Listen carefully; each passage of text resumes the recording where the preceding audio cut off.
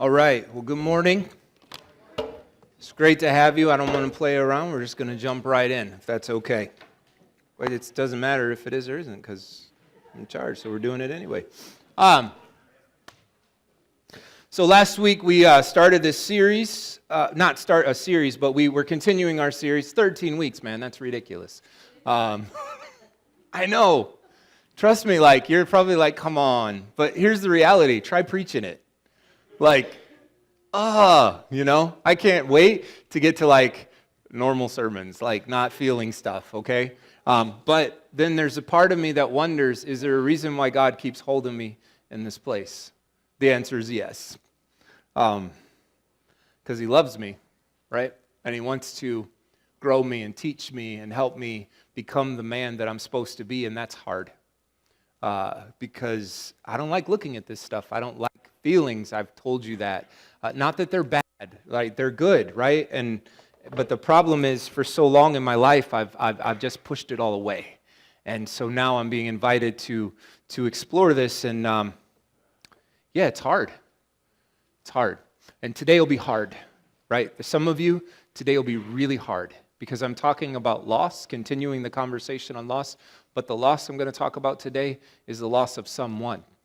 Last week we talked about losing something. But when we lose someone, sometimes that feels a whole nother level. Reason being is because when I lose something, I can kind of choose to pay attention or not. I can move on with life a little easier when I lose something, right? Lose a job, get another one, life is good. But when I lose someone, life doesn't always allow me to not pay attention. Often it's in my face. Often it gets brought right up to me. And so as we explore this, I want to go back to the passage of Scripture and again read from the Message. Again, I'm not saying this is the best study Bible in the world. I just love the narrative of this passage. And if you want, I would encourage you to go home and read it in whatever translation you love. That's totally cool, okay? But even though I'm going through the Message, I'm going to break down some of the actual words that are in the Greek, which is the original language of the New Testament, and kind of give you some insight on some things that you wouldn't maybe understand if you just read it from your own perspective, no matter what version you read it from. Because some of the words in this passage are significant. Okay, so as we get into this, we're going to go back to this passage. Last week, we looked at this woman with the issue of blood. And if you missed last week, obviously, it's online. You could check it out. There's a CD out there. It was kind of epic long, so you might want to fast forward through stuff. But anyway, we talked about this woman with this issue of blood and that she touched the hem of Jesus' garment and she was healed, right? And it was amazing because she went from destitute to daughter in the same time. The Bible said she bled for 12 years and that bleeding would have caused her to be unclean, meaning she couldn't have human contact or connection with anybody during that time. So it's beautiful. And we saw this interaction with Jesus as He was there and He met this woman. And the Bible says she shared her whole story and Jesus stopped to listen. And we love that, right? We loved it. I loved it. I felt better as I was getting to that part of the message than when I started, because it was that's Jesus and that's what I love about Him. But I think we missed the fact, or at least I did, there was another character in the story on the sidelines in a whole nother place. And today we're going to look at his story.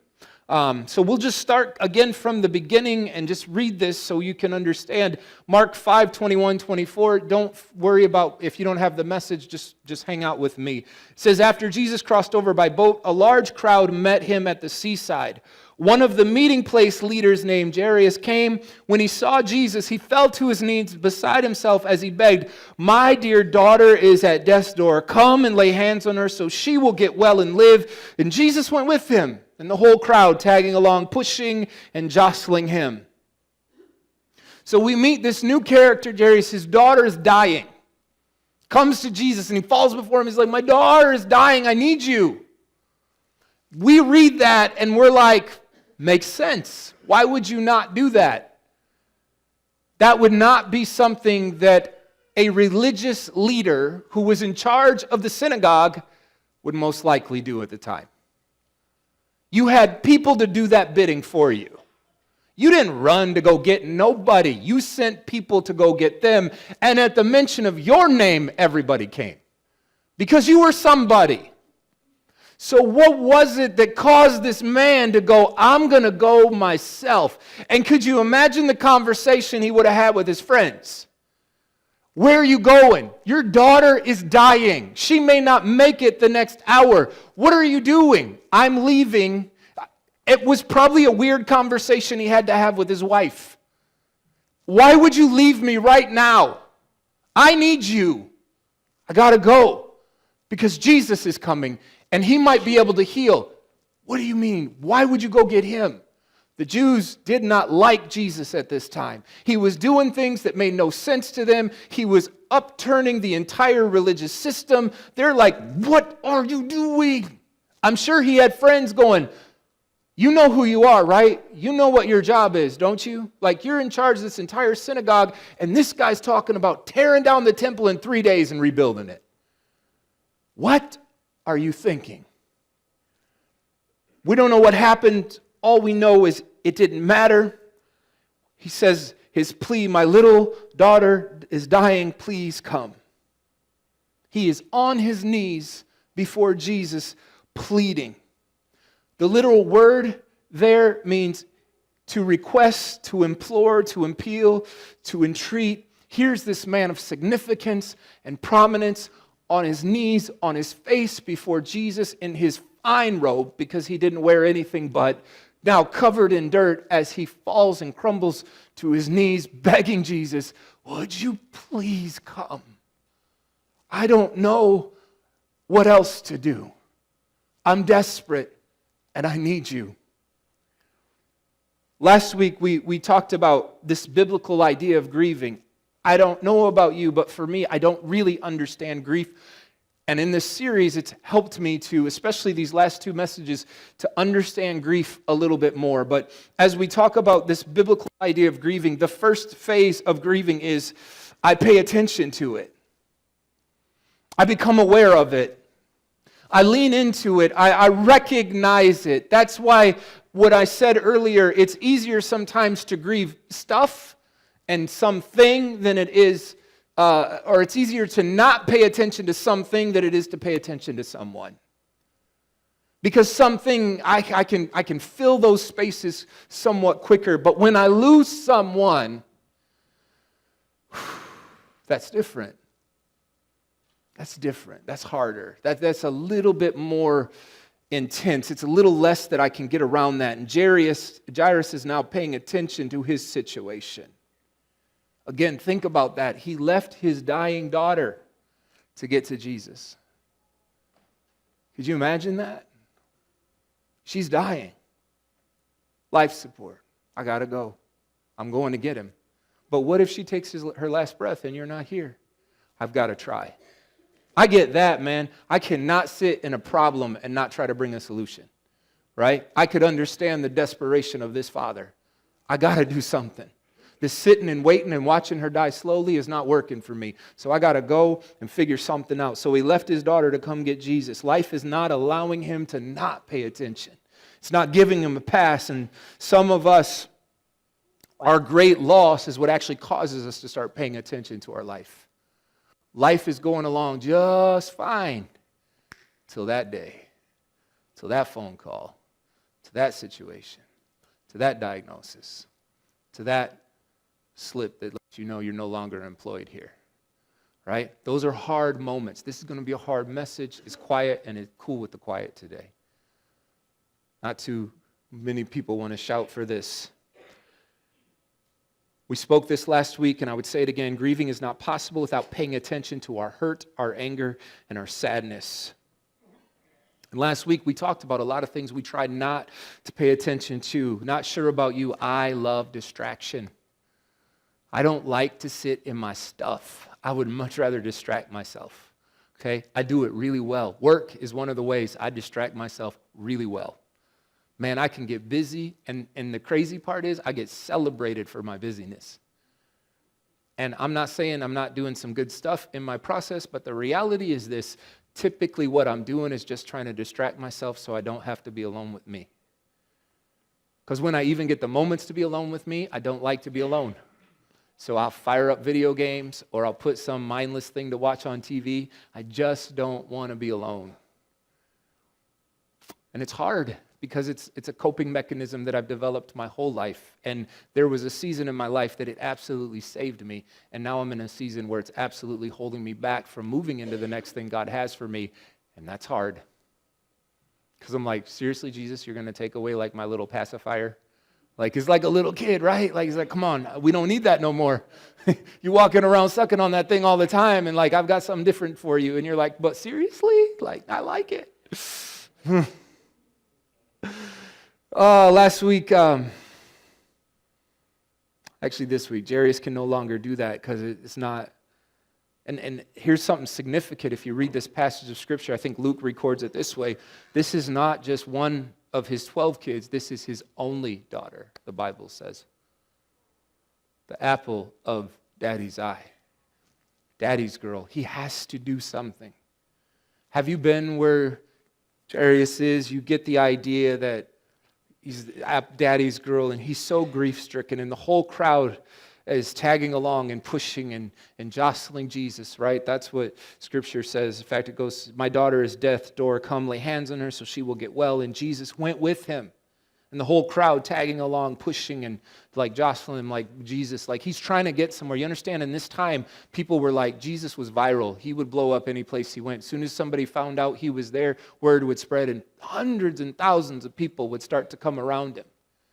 Jesus is on a mission. He's trying to get to this little girl, right? And so this crowd is kind of pushing and keeping Jesus back from moving forward. And we move on in verse 25. It says, a woman who had suffered a condition of hemorrhaging for 12 years, a long succession of physicians had treated her badly, taking all her money and leaving her worse than before, had heard about Jesus. She slipped in from behind and touched his robe, and she was thinking to herself, if I can put a finger on his robe, I can get well. And the moment she did it, the flow of blood dried up, and she could feel the change and knew her plague was over and done. And at that same moment, Jesus felt the energy discharging from him, and he turned around to the crowd and he asked, who touched me? Who touched my robe? His disciples said, what are you talking about with this crowd pushing and jostling you? You're asking, who touched me? Dozens have touched you. Once again, we said last week, don't get sarcastic with Jesus. That's a bad plan. Now stop for a minute.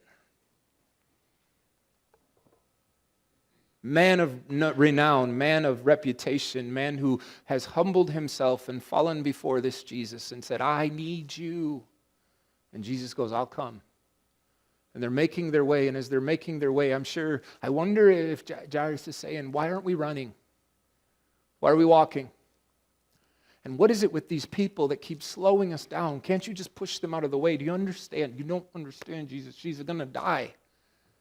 I'm not here because I'm hoping something gets better. I know it's not going to get better without you, and I need you right now. And then all of a sudden, Jesus has some kind of encounter, and he stops. Who touched me? Oh, everybody's touching you. What are you worried about that? Like, you're crazy, Jesus. Everybody's... Yeah. And he won't move until he gets that question answered. Could you see Jairus on the side going, what are we doing? Come on, Jesus. Did I not tell you she's dying? Do you not hear the desperation in my heart that I am dying? I've asked you to come, and you said you would come, and why are we stopping? Last week, we celebrated with that woman because this was her moment. This was going to be a moment that would forever change her life, and that was exciting. But there's still a dude on the side going, hey, let's go. I need you. You said you would come. You said you would show up. But Jesus decides for whatever reason right now, he isn't going to miss this moment. Though it may cost this guy his moment, this moment now seems to be more important. Do you ever have a frustration with Jesus where you scratch your head and go, how come you did it for them, but you didn't do it for me? How come people tell me the stories of where you came through, but you're not coming through for me right now? I need you Where are you? Why are you leaving me here? I'm desperate. I've never come to you like this before, and I'm begging you. And you said you would show up, and you didn't show up. Mark 5, it goes on, says, but he went on asking and looking around to see who had done it. Jesus isn't moving. The woman, knowing what had happened, knowing she was the one, stepped up in fear and trembling, knelt before him and gave him the whole story. Last week, that was beautiful. This week, that's gut-wrenching. How long did that take? She hasn't really had interaction with much people for 12 years. And Jesus pauses in all of this moment to listen to her whole story. How long did that go? And Jesus said to her, daughter, you took a risk of faith, and now you're healed and whole. Live well, live blessed, be healed of your plague. Jesus listens to a woman. He stops his agenda. He stops what he was intending to do to stop in that moment and pay attention to her, which is awesome for her. But what about Jairus? That couldn't be easy.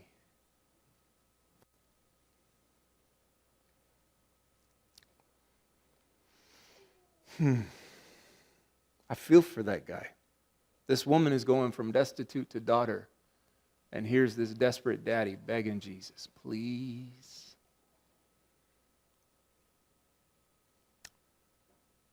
Wonder if he just stared at him. You ever have that look? Maybe you have it, like maybe it was this morning. Okay, probably not the same level of intensity, but you ever get that look like when you're late and you need to go somewhere and he's smart enough not to say anything by now, because that never works out, you know? But they're like just giving you that look, or she's giving you that look where it's time to go. And they're not saying anything because they don't want to be annoying, but they're just giving you that look like you just read it all over their face. I wonder the look that Jairus is giving to Jesus. Like, that's beautiful, but can we go? Please, let's go, man. This ain't going to end well. I know when I left, she didn't have much time. Jesus, I need you. I came to you and made a fool of myself. You said you would help. And you're playing counselor right now, and my daughter is dying. Why don't we just tell her to come with us? You could talk to her once you heal my daughter. Why don't you get on my schedule? Why don't you get on my agenda? Why don't we get on my time? Why are we stopping? I ain't got time to stop. He's not allowing him to move forward. Jairus is now in the second phase of what we talked about last week. When we talk about biblical grieving, that phase is the waiting and the confusing in between. He's now waiting on his promise. Jesus goes, let's go. Okay. And they're on their journey. And then all of a sudden, there's a pause. Wait, I thought we were going. I thought we were walking with some urgency. Why are we not moving anymore? What are we doing right now? What's going on in the season? I was told it was in remission, and now they're telling me it's back stronger than it was before. Why? I thought you promised me it was going to change. You promised me they were coming back, and now they moved on. What is happening in this moment? Waiting to see his little girl restored, waiting for the hopes and dreams he had for her to come back. Because right now, all hope is gone. The dreams of her wedding day, the dreams of holding her kids, the dreams of just doing life with her and the continuation of this process. She's only 12 years old. She hasn't had much time. She needs more. And he's waiting. Waiting is hard. What I hate about waiting is it makes me feel powerless. I hate waiting. Does anybody else hate waiting? Why am I waiting? Because I have to wait for something else or someone else to do something so I can move. Because if it's in my power, I just do it, right? If I got the control over it, I handle it. I get it done. I go and take care of it. When I'm waiting, that means I cannot do it on my own, and I hate to be reminded of my powerlessness. I hate to be reminded of my limitations because they remind me of how weak and frail I really am. And I really don't like to live in that place. Could you imagine? He's the ruler of the synagogue. He's in charge of everything. He's the man. He's the guy you want to be friends with because he can comp your room and upgrade you to the good place, right? And he's waiting on this crazy teacher who he heard stories about, who he believed maybe he could help his little girl like he's helped other people. Because he's heard about how people get healed around him, so he went to go find him.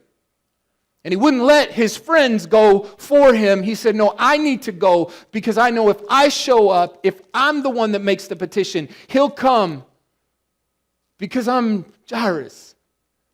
People come when I say, let's go. People do the things I tell them to do. And now he is waiting on Jesus, and in those days, a very insignificant woman that literally just corrupted every person she touched to get to Jesus. He's waiting, and waiting is hard. And that's where we sometimes quit. It's because in that waiting and that confusing in between, and some of you are in that place right now because you waited for God to show up, you waited for God to heal the person you loved, and he did once and for all, and that person is now with him and you're not with them. And you're still in that confusing in between. Why? Why? And boy, if death cannot remind you of your powerlessness, I don't know what would. Because you did everything. And it wasn't enough. So in the waiting, Jairus then sees him. At the edge of this tightly pressed crowd, Jairus can see one of his close friends pushing to where he is, and the man's face says it all. And when he gets close enough, Jairus' worst nightmares come true. Can you see him? Jairus, as the man begins to open his mouth and he collapses, and no. He falls to the ground and just snot. Like, this isn't just, let me throw some humor in just to break it for a second, but like, you understand, like there are ugly criers? There are, man. It's nasty. And like dudes, like, man, we try not to cry so bad. Like, usually a dude cry is a progression. Starts with the chin quiver, right? You're like, we swallow real hard, right? It's like, and we just do everything we can to hold it in, and Jairus is done. He collapses to the ground. Oh, no, snot coming out of his nose. Just, he doesn't care anymore. What is there left? Why did it have to take so long? If he's a regular dude, he's probably gone from that moment to that weeping and that sadness to now there's some anger building. That's the one thing I think I've realized as I've worked through this is I don't stay in sadness long. I move very quickly to anger. But anger is actually sadness. It's the safe way for me to ever express sadness. See, growing up where I came from, sadness made you slow. And in toxic and dangerous situations, slow could get you in a lot of trouble. So anger would make you hypervigilant. So rather than allowing myself to be sad, I would go fast to anger. But really that anger was an expression of my sadness that I did not know how to sit with. It was me controlling my sadness. I'm sure it's just me. I wonder if this was the same friend that might have told Jairus how dumb it was to go see Jesus. Here's the verse that's really quite telling. It's in Mark 5:35. While he was still talking, okay? That's Jesus. While he's still talking to the woman, while he's still playing counselor. Some people came from the leader's house and told him, your daughter is dead. Why bother the teacher anymore? Now that word teacher is kind of a sarcasm. If you took it the original language, it's like, why bother the teacher anymore? Because most of the people in the synagogue would not have recognized Jesus as a teacher. False prophet, they give him that one, but why bother the teacher anymore? Your daughter is dead. Why bother him any longer? Why stay there anymore? It's over. There's nothing you can do. Now, the word bother is a word in the Greek called skulo. It means to weary or harass, active, trouble, bother, annoy someone. What a really strange expression in a time like this. Do you hear what his friends are saying to him? The man who bears the bad news now advises Jairus to bother this so-called teacher no more. Is it not like God's enemy to come in and try and convince us in our weakest state, especially when we lose somebody that we love way too soon? And all of a sudden, it seems like here comes God's enemy seeking to cast God as one who is preoccupied to love, or too busy to listen, or simply too weak to help in the face of death. Why bother him? Why go back to God? He did nothing for you. You begged him to make it different, and it did not change. Why would you stay in that place? You've asked him to heal, and he didn't heal. You asked him to show up, and he didn't show up. You prayed. You fasted. You got all the people together to agree with you, to touch and agree. As 2 or 3 come together in my name, it shall be done. You quoted every Bible verse you could find that made it, named it, and claimed it, and said it was going to be different. And it wasn't different. So why bother him anymore? Obviously, God must have been way too busy with other more important things, and you didn't make his list.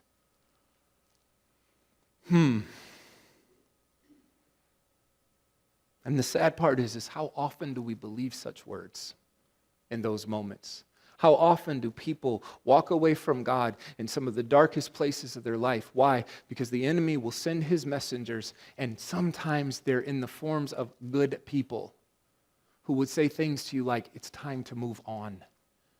It's time to get over it. It's time to go forward. And there's a part of you that's going, I can't.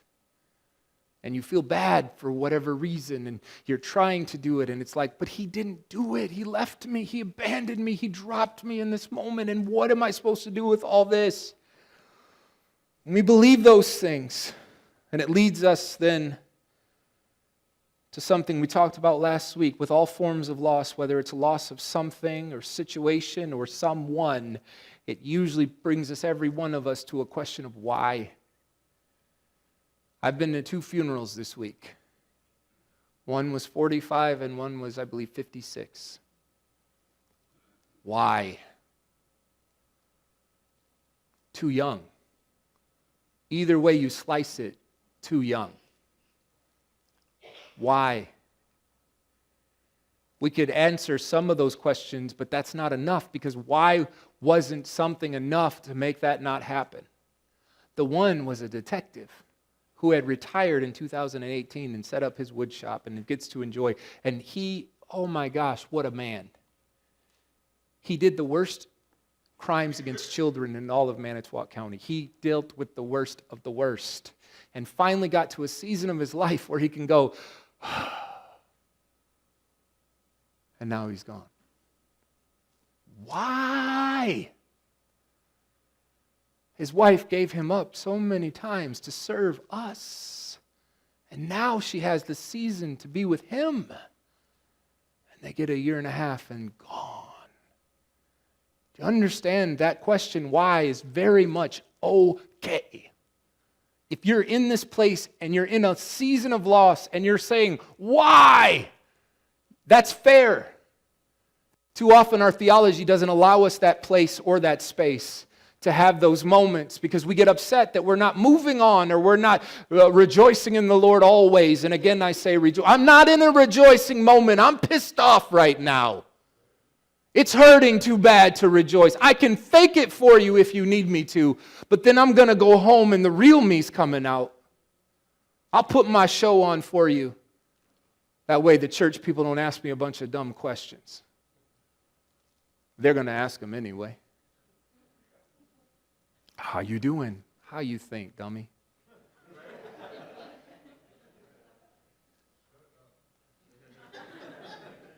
I'm just being real, man. You ever think about some of the words that come out of your mouth? I know we mean well. I don't necessarily know even how to answer those questions sometimes. I've made it a point not to ask. I just say, hey, I'm here. I'm here. I'll ask, like, how you sleeping? Are you eating?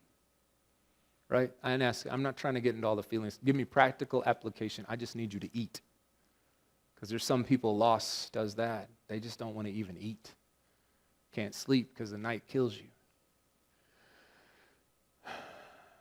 There's a problem, though, with only asking the question why, and it's this. It's a stationary question. It's static, and you can't move forward with why. It will keep you frozen in time in that place. And imagine Jarius says, why? Why did she die? Why did Jesus not do something? Why did Jesus stop? Why did he stop? We were on our way. We could have made it. Why didn't we run? Man, that stupid bleeding woman. Yeah, you suffered for 12 years. Now I suffer the rest of my life. That was more important than my little girl. She did nothing wrong, and you corrupted everybody around you.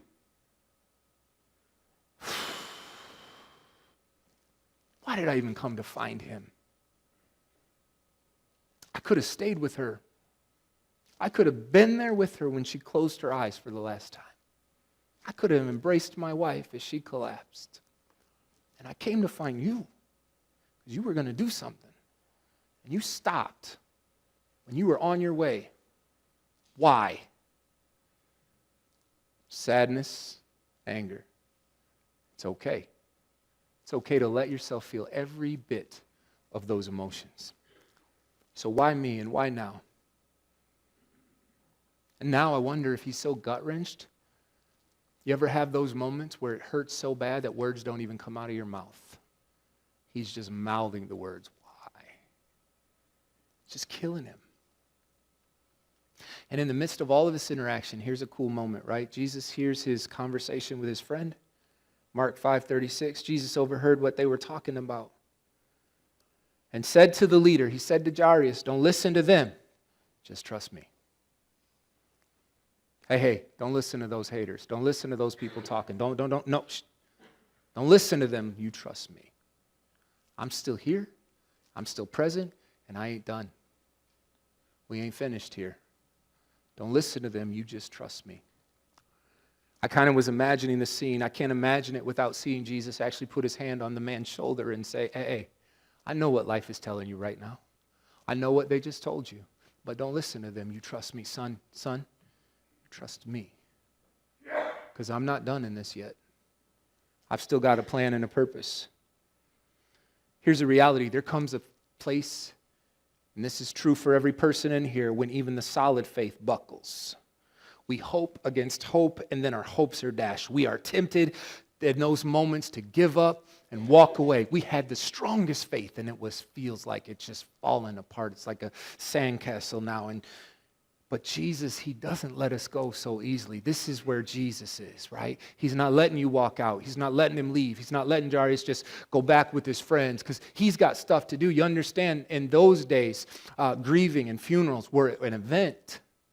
In fact, there's probably something we can learn a little bit from the Jewish culture because the whole process of losing someone in those days was completely different than what we do now. Now we show up maybe 2 or 3 days. And we really never do much about it ever again. Unless you're the family, direct family, and you may go to the cemetery occasionally. But in those days, there would be a 7-day period of grieving. A 7-day funeral. Okay?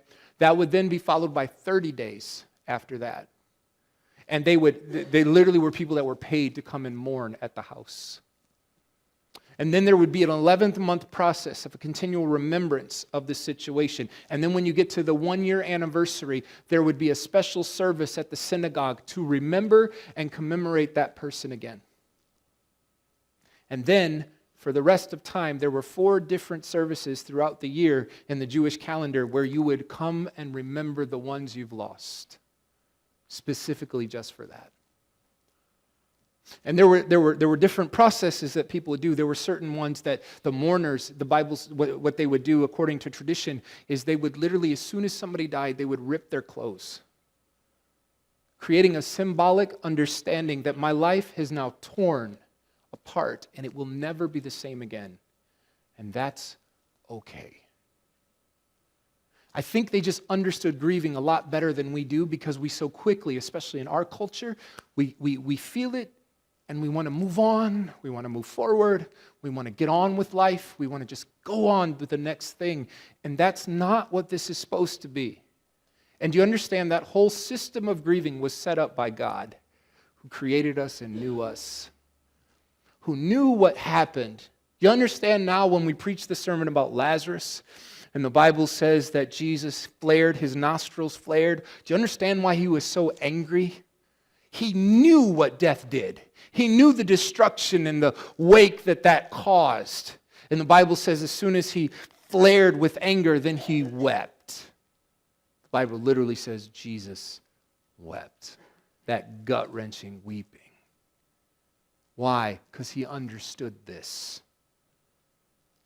I wonder why we've moved so far away from it. So instead of letting him go back and begin the preparations, he says, no, we're not moving from this. Jairus comes to Jesus on the basis of his own worried, hoping faith. But when that fails, Jesus now carries him with his own faith. Catch that. How many times we come to Christ and we're like, I need you. I so need you to show up here. I need you to do this. I need you to do. And it doesn't happen. And how quickly our faith crumbles.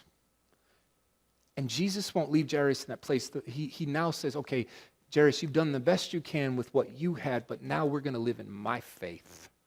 I'm going to carry you. You came to me begging you, but I'm going to carry you to the next season because you don't have what it takes to go to the next season.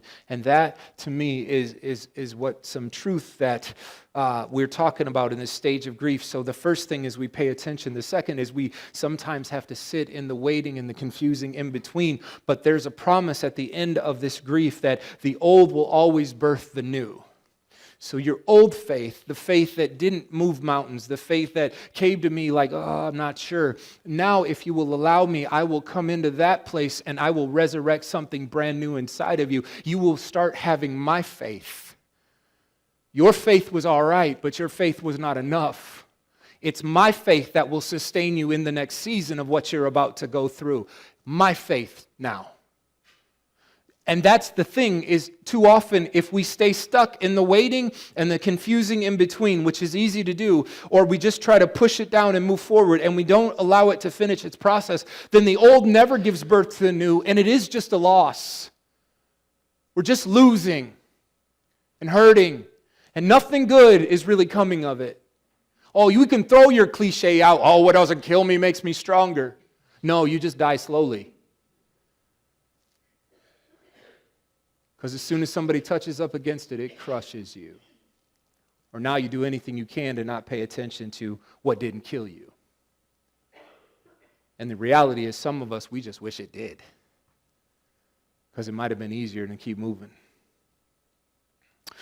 Mark 5:37-40, he says, he permitted no one to go with him except Peter, James, and John, Jesus speaking. They entered the leader's house and pushed their way through the gossips looking for a story and neighbors bringing in casseroles. See, that's why I like the message sometimes. It's just fun.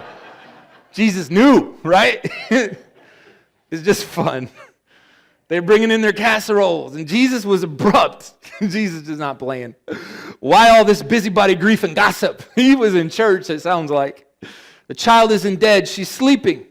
Provoked to sarcasm, they told him he didn't know what he was talking about. I just think it's a bad idea to tell Jesus, you don't know what you're talking about. I mean, you can try it.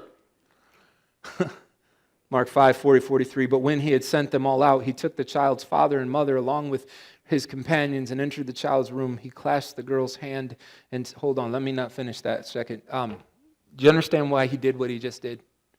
Do you understand why he only took Peter, James, and John, brother of Andrew? Because those guys believed. You understand Thomas ain't in the room for a purpose? You understand Judas ain't with him in this moment? He knew the three that would buy in. You know what else he did? Mom and dad, everybody else out. Y'all got to go. Why? Because they're all telling him how this is stupid, this ain't going to work. You need to be real careful in your season of loss who you allow in your inner circle. Because the wrong voice will crush you. The wrong voices will destroy you. And sometimes it's people that love you. It may even be family that will be the worst voice you will have in your season. And sometimes you got to say, you got to go. Or la, la, la, la. I mean, you may not be able to literally kick them out, but you just need to say, whatever you're saying, I'm not listening to right now. And you need to surround yourself with the source of people that are going to speak the truth into your life that you need to hear, not necessarily what you want to hear. Right? And that's what's happening. Jesus kicked everybody out the club. Get out! Ain't nobody in this room except anybody who won't believe. And these mom and dad, they're desperate. They'll believe for anything right now. And so would you.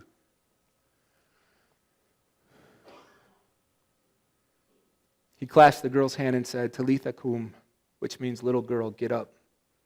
At that, she was up, walking around, and this girl was 12 years of age. And they, of course, were all beside themselves with joy. They're all, wouldn't you? You imagine, could I imagine the two places I was at? They just walked in the back of the room. What are you guys doing? We'd have lost our minds. Selfish. Because here's the deal. Let's be straight up, okay? If I die and any one of you pray to God send me back, and I'm in heaven and he sends me back, I'm punching you in the face. Dead straight. Because once I've been with him, you make me come back, ooh. You're going to be thinking, I'll be like, woohoo! You better duck. And I'll be with him, so I'll know exactly who prayed the prayer. Unless it's my wife, and then I'm just going to yell loud. They, of course, were all beside themselves with joy, but then Jesus gave them strict orders that no one was to know what had taken place in that room. And then, I love this part, and then he said, give her something to eat. She's hungry. She's been sick for a minute now. She needs food. Feed her. There's another part of that, too, is that's not some ghost or spirit that came back. That's a real person because she needed to eat. And Jesus made sure she got something to eat because he cares about that practical part of our lives. But here's where I struggle today. I love what happened for Jairus and his wife. But I was at 2 funerals this week and nobody got up. And both were too young. What about us? You ever pray? You ever ask, please? You ever stand there in that moment, in that room? They're just gone. Could you please? I'll give anything. I don't get up. The last moments I want to close to speak about grief. And there'll be some counseling kind of truth in this, and there's also going to be some faith. Okay? And some of you are like, I don't want that counseling. Well, too bad. Because here's the truth. This stuff that I've been learning and teaching myself, actually, I see God in it big time. And I think one of the problems with us as a church is we don't know how to do this well, and we don't even understand it right. Okay? And so with Jairus and our own personal loss, there's 3 things I noticed, all right? First of all, Jesus shows up. I don't care what loss you go through. If you'll invite him, he'll show up. You may not feel him, but he'll be there. You don't always get to feel him, but he's there. He promises that. His word tells us, I'll never leave you nor forsake you. I'll always be there. He's omnipresent, meaning he's always there, right? He was available, and he knew what they needed. He knew what Jairus needed. Jairus didn't know. He needed Jesus to go quick. Jesus knew he needed faith. That faith was being built in the waiting. Ooh, I don't like that. Because sometimes what I need to get to next is going to require waiting, powerlessness. And then he was with them in their grief. He didn't abandon them. As his friend was saying, hey, leave this teacher alone. Let's go. We got to get the funeral stuff ready. Jesus could have been like, fine, you don't want me to go? I ain't going. And then he comes in and says, wait, don't listen to them. You listen to me. We're not done here. And I'll go with you. The journey will continue. The same can be said about our loss, as Jesus is so willing to do the same. For me, though, the struggle is often the absence of Jesus in our grief. It's not the absence of Jesus in our grief, but our unhealthy understanding of grief. There's a lady by the name of Dr. Susan Delaney, She's an expert on grief, right? And she has a TED Talk. And if any of you are into those, I would totally, especially if you're in this kind of a weird place with loss and grief, I would totally encourage you to check it out. But she teaches she argues this: there is no closure in grief, and there are no 5 stages. So anybody tell you that in your grief? Okay, there's 5 stages. There's the denial, there's the anger, and here's what you do. You go 1, 2, 3, and you just keep moving forward, and eventually you're going to get beyond this. Who has ever tried to get beyond it and couldn't? And what's so then messed up with you, and why can't you get beyond? Well, I must be just so broken that there's no fix for me. Here's what she argues. Death ends a life, but not a relationship. The person who died is gone, but the relationship you had with them is not. Thank God for that. But when we're taught that we just need to move forward, what do you do with that, right? So if someone mattered to you in life, then they're going to matter to you after life, but you have to find a brand new way to relate to them. The relationship you had with that person is not gone. Just because they die, the relationship doesn't end. It transitions to a new type of relationship. Our culture, we want to get over things quickly. We think if we get over it, then we've gotten better. We've healed in our loss, and that is simply not true. And you've had people probably say that to you. You need to get over it. You need to move on. You need to start doing things with your life. You need to go out and start dating other people. You need to, because they just want to move you on so quickly. Why? Do you want the reality? So they can be okay. They're uncomfortable sitting with you in your uncomfortable place. And as soon as you're better, then they don't have to deal with all the emotion of you anymore. And oftentimes, that's the encouragement to move you on. So I don't have to deal with all this because I'm uncomfortable with emotion. And I don't like it. And I believe they genuinely do want to help. But the reality is they're not self-aware enough to understand the reason they're uncomfortable is because it's not because they're hurting for you. It's because they're hurting for themselves. And it's hard to sit in that place sometimes. It's hard to be with somebody who's sad. It takes a lot. Pete Scazzaro, the guy who wrote the book Emotional Healthy Spirituality, which we've been going through, most of contemporary Christian culture has added to this inhuman and unbiblical avoidance of pain and loss. We feel guilty for not obeying Scripture's command to rejoice in the Lord always. Can I say that again? That's inhuman and unbiblical. To feel guilty for not allowing yourself a place and a space to be sad and to grieve a loss that you've had. Yet we'll throw out a quick verse like that and say, rejoice in the Lord always. I've heard the dumbest things said at people. I had a friend who, he lost an 18-month-old just in her sleep. The saddest funerals ever been to. Good friends, so afterwards we heard some of the stuff that was said to them. Some well-meaning, godly woman who so needed a throat punch said to him, actually said it to his wife, which she almost got it. I'm so glad you had enough faith that Jesus could trust you to go through a situation like that. Seriously, if you throat punched her, she would never say a dumb thing like that again. I'm just saying it could be biblical. We've kicked around the ideas of making a t-shirt.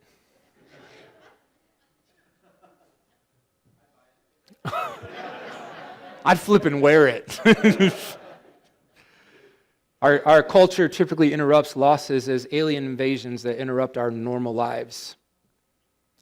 And here's truth, especially if you've lost somebody, we don't get over it. The worst nightmare of losing somebody, of the bereaved, is you forget the person that you loved. Why would you want them to get over it? Why would you want them to forget? That is their worst nightmare. That I will forget the one that was such an impact in my life, that somehow they'll be gone so long that I won't remember them anymore.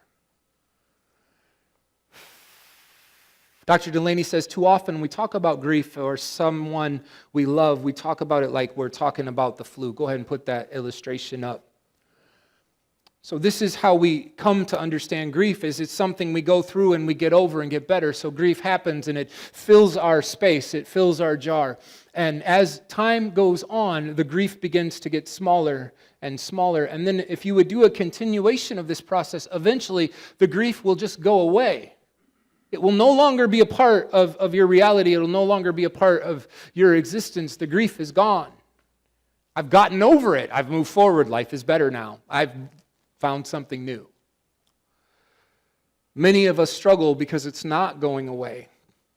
So we start asking questions like, what is so wrong with me? Why does my life still fully feel consumed by this grief? Why can't I have enough faith to get beyond this? Here's the challenge. Nothing is supposed to go away. It's not supposed to go away. Grief will be a part of your life forever. It's a new reality. It's a new normal, is what I usually tell people as we're talking about times of bereavement. Here's the different illustration she contends with. Grief doesn't go away. It's always there. However, grief invites you, now it's about to get churchy. Grief invites you into an opportunity to grow yourself, to grow your jar so there's more room for more love, more relationship, more interaction, more connection. And so it doesn't go away. It's always going to be there, and so should it be. They were such a part of your life. Why would it go away? It's still there, but your jar is getting bigger. And as your jar gets bigger, there's more space. Now, this was, I had a moment last night as I was just kind of polishing this up. Grief requires God to expand me, to grow me.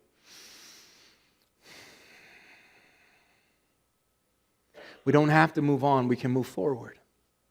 This is why when you sit with a family member and you start to talk, or friends, and you start talking about somebody that you've lost, and you start sharing stories, you ever have that moment where those warm feelings start to fill you? That's what that is. And people want it just to go away. The only way I can make it go away is to completely try to suppress it and push it down and try to not think about it. Any time it comes up in my mind, to push that thought away. And anytime I ever have a moment, like to not stay in that place, I just want to away, right? And that, gosh, if that's your story, I'm not banging on you this morning because that is so me. That is what I've done with emotions most of my life, just. But she's challenging us, hey, let's not there. See, I see Jesus in this because I've always wondered, and we talked about a few weeks ago, the wall, right? And the purpose of the wall was for us to grow. But why would God bring suffering in our life to cause us to grow? And this was the revelation I was starting to get as I was seeing this. What is grief? It is an invitation to grow. Grief is allowing me to grow. And usually without a situation like that, I don't feel the need to grow. Because there's plenty of space in my life for all kinds of stuff. But then grief comes in. The dark cloud. The consuming moments. And it feels like I have nothing in me. There's no space. I'm just full of this grief. So you're not getting over it. If you're feeling like you're getting better, to me, you're not getting over it. If you're staying present with it, you're actually growing. Because Jesus has now invited you into an opportunity to grow. Worship, just give me some music. So here's what I want to say. For those of you bereaved today, I am so sorry for your loss. And that's not trite. I am sorry for your loss. That sucks. That's super hard. And most likely your grief is accompanied by a variety of emotions. Anger, sadness, confusion, disbelief. Sometimes all in the same day. You ever have that? You just run the gamut. And then all of a sudden there'll be some joy. And then boom, song hits the radio or some situation or something reminds, and back to sadness. And you're like, I think I might be schizophrenic. No, you're human, and welcome to humanity. If you didn't have those moments, you wouldn't be. C.S. Lewis, the guy who wrote The Lion, the Witch, and the Wardrobe, he so loved his wife, and when she died, he wrote a book. Of course he would, right? Wouldn't you? Somebody you love dies, you find something to do to express yourself. And in this book, it was called A Grief Observed. And he wrote about the loss of his beloved wife, and he said it this way, and I think it's beautiful. Bereavement is a universal part of the experience of love. Bereavement, losing someone we've loved. It's a universal part of the experience of love. It is not the interruption of the dance, but the next figure of the dance. Delaney talks about oftentimes we want to see grief as a linear line, but really what we need to do is see it as a figure eight. And the rest of your life, because of someone you've loved so deeply, who touched your heart so immensely, there will always be this figure eight pattern going on, and that's okay. It's the reason we long for heaven, because one day that ends. But while we're here on this earth, it will consistently be a figure eight. I think just giving you the permission to live that way should be freeing this morning. Because some of you have thought, man, I've got to go forward. I've got to move on. I can't stay in this place. And I don't believe that's what's being said today. Maybe you know someone that's grieving. What do people that are grieving need us to do? The first thing I believe is just to show up in our humanity. Jeremy's mom, daughter, son needs us just to show up in our humanity. We don't need to have answers. We don't need to fix anything. We just need to show up and care, right? To be okay with sitting with them in their uncomfortable situation, to remember with them so they don't forget, to let them tell stories. One of my favorite parts of working with a family as we're getting ready to do a service is to listen to stories. And you know what my deepest regrets in life are sometimes? I hear these stories. Gene, family was telling stories, and I'm going, dang it, why didn't I spend more time with that guy? He was awesome. There were so many cool people that I feel like I've been so busy I missed moments to spend time with. But the stories are powerful. In fact, in every service I ever do, I give moments, if they'll allow me, and sometimes even if they won't, I do it anyway. I let people just share stories. I think it's important. I think it's more important than the words I say. Just to hear the amazing people. There's so many people in this room. I've stood with you in these moments. Got to celebrate the lives of people you've loved. It's been an honor to do such things. I just wish I had this wisdom to give you in those moments, and thankful that God is still working on me, and hopefully what He's doing in me is helping you grow too. Be great friends and walk with them as they ask the questions. What do I do now? Be okay with their why for a season. Feel free to not feel you need to fix anybody. One of the last things, here's what I'm going to do today. I told the worship team this beforehand. I said, I'm not sure how this is going to end. Because this is going to rip some stuff open. And that's not my intent. I didn't bring you to church to make you all sad and weepy. And you might be mad at me for it, and it's cool. I just want to give you a space today to sit with that. We usually have the worship team come up and they'll play songs and stuff. And so here's what I was just thinking, Christine, me, you, Joe, if you want to sneak away, you can do it too. Or I'd like you to do it if you would.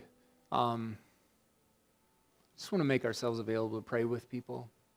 Because maybe you're just really going through some hard stuff, loss. You could use some prayer. Hey, maybe you just want to sit at your seat for a minute. Just sit there in that place. And the grief I'm talking about is not just per se a death. It could be something you're losing right now. It could be something, not someone.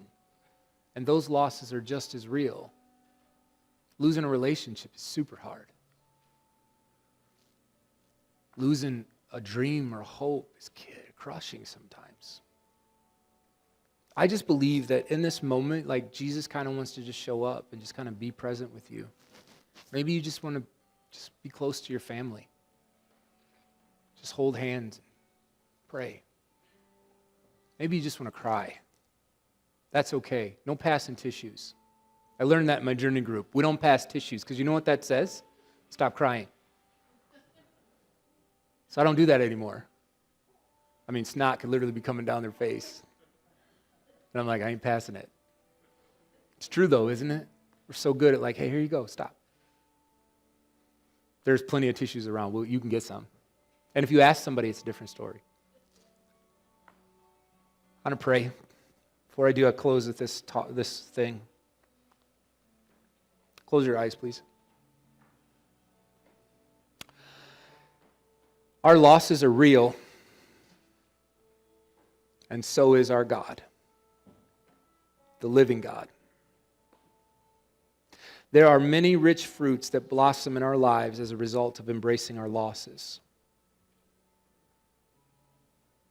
The greatest, however, concerns our relationship to God. We move from a give me, and give me prayer to an intimate, loving prayer life characterized by a loving union with God. When we grieve God's way, we get to be changed forever. There is always resurrection. That is the total culmination of this message we preach is in death there will be life. And that life does not come because we get over it or we move on or we forget about it or we replace it with something else. Life comes because we invite Jesus into our life and we ask him to begin to grow us and begin to expand us and begin to open us up so that the grief is still there, but the jar is getting bigger so I can hold more. And grief is this divine invitation from God to say, can I help you grow? And I wish I could find growth in many other ways. And unfortunately, it seems like it's those moments that usually make me pay attention. So there's many people in this room. I see the tears. I hear the responses. There's many people in this room. You have been given a divine invitation to grow. And I wish to God it would have come in so many other ways. But I pray that you would feel the same hand touch your shoulder this morning, and the same eyes of Jesus that stared deeply into the eyes of Jairus, and he says, don't listen to them, you trust me. The Bible tells us, he who has begun this good work in you will be faithful to complete it. He is not done. You may be wondering why, and he's going, but what now? Son, daughter, would you let me begin to expand you, grow you, open you up? Some of you, man, addiction is all to do with the fact that your life is consumed with the pain and the grief and all the junk that you've had to deal with your whole life. And when you were, especially in substance use, when you were caught up, you didn't have to see it. And now that you're trying to do it right, it's so consuming. And it feels impossible. I want you to hear this morning, it is in that moment right now, but you understand God doesn't want to just make it go away because you've prayed those prayers. Could you just make this go away? I can't make it go away, but I can grow you. I can make you bigger. I can make your capacity larger. So though that grief and that pain will be in there, it will be wrapped with love and support and care and kindness and you helping other people. And all of a sudden, it will not be the consuming aspect of your life. It'll just be another part of your story. And the story that actually made you go, I don't want to live this way anymore. But for that to happen, you've got to pay attention to it and be willing to sit with it And if you will, I promise that Jesus will bring resurrection, that you will grow. So if you're in this place and in this space this morning and you need God to meet you, let's just ask Him, God, would you meet me? Would you help me to see what you want to do in me? Would you, find me? I need you. Some of us in this room, we feel like Jarius, we're begging you, please. We've been asking the wrong thing. Please take it from me. Please make it go away. Please make it stop. And I want to pray a new prayer today. God, please grow me. Please make my jar bigger so I can fill it with all kinds of other things. It wasn't until my grief that I realized how small it was and how much I didn't make room for the things in my life that mattered. But grief is demanding that I grow or I will be consumed. What a loving Father who says, son, I won't leave you. And though life will bring all kinds of madness, I will give you opportunities and invitations to expand who you are. Sir, if you'll do that, you'll be a better father, you'll be a better husband, you'll be better. There'll be more space.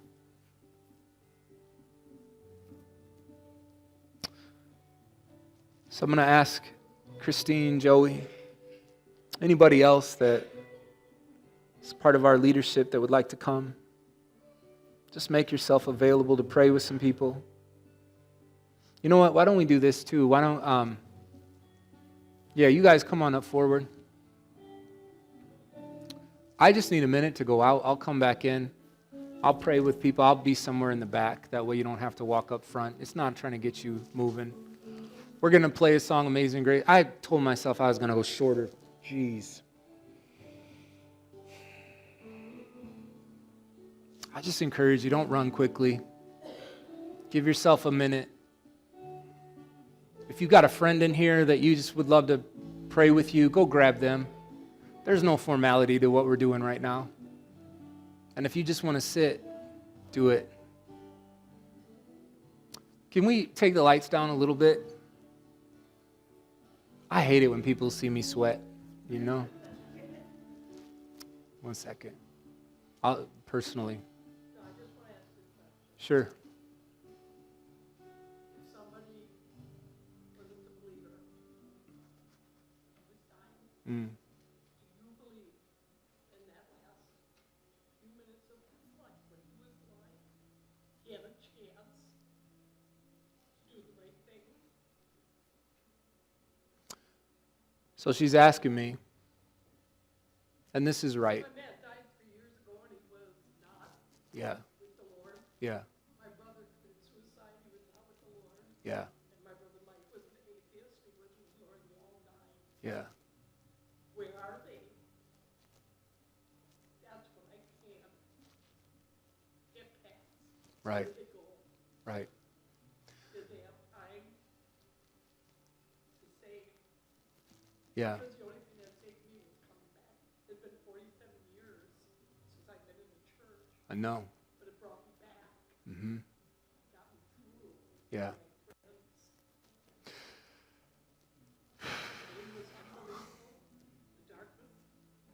Yeah.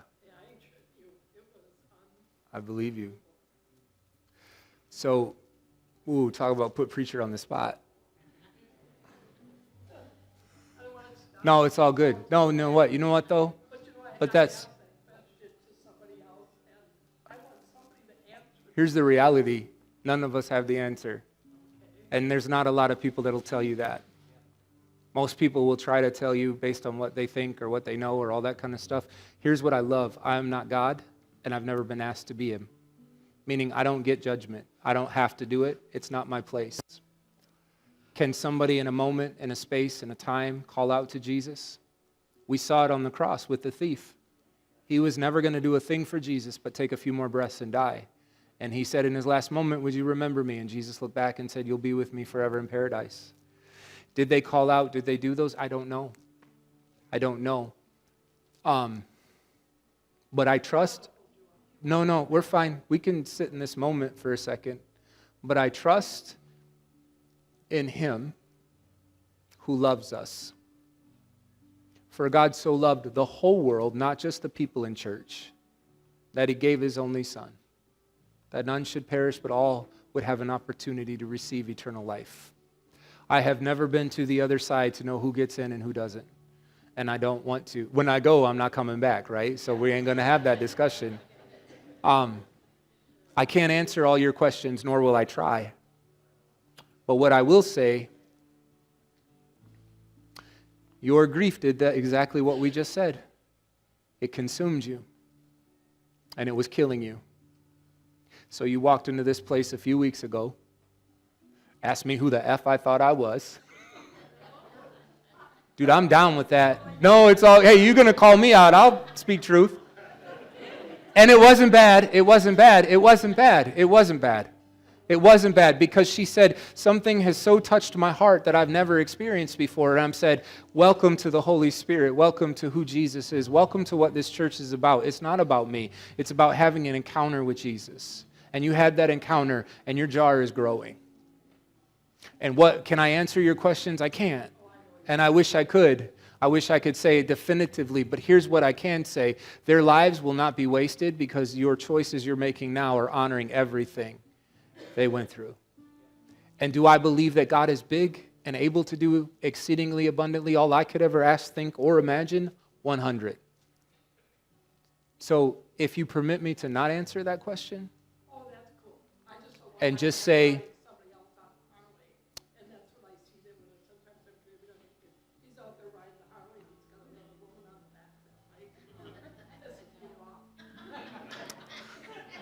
I'm not sure you got to worry about that. Because the things that we cared about here, we probably won't care as much about next. So anyway, but that's all right. That's all right. Thank you for giving us the opportunity to have that moment. Appreciate that. I don't want to quit, but for real, it's late. But hey, the Packers ain't playing, so you all right. Too low. Guys, go ahead and sing. If you want somebody to pray and agree with you, we'd love to have that. If you just want to chill out in this moment, if you need to go to the bathroom, if you got to go smoke a cigarette, whatever you got to do, it's all good. But I hope today grows you.